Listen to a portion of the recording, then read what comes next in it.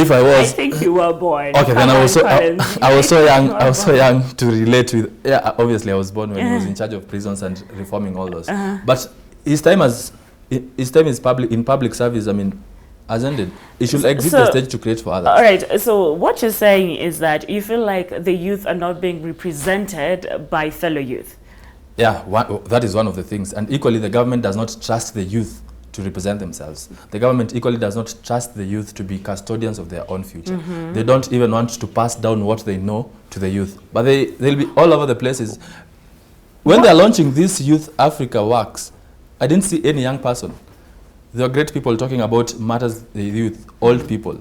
I mean, involve the youth from when you want to come up with. What about all the young leaders that have been elected and are we have young leaders who are sitting in the Senate, young leaders who are sitting and who are members of parliament. Sure. So I mean, they are there. So isn't it their mandate to actually participate, or rather do whatever they can to support the youth?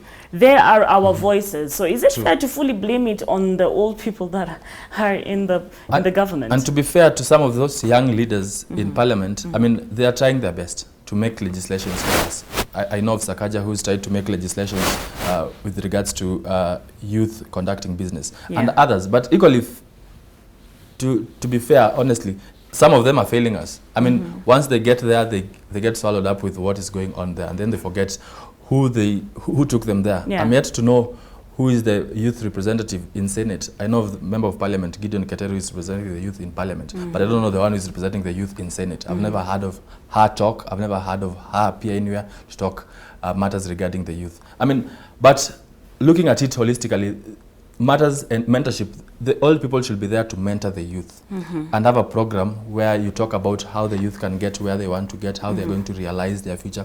But now what you're seeing is devolution of what they're having. An interview was conducted. How many people, the youth people, would participate in corruption? All the people who were asked, they said if they get a chance to steal, they're going to steal, because they've seen what stealing can do.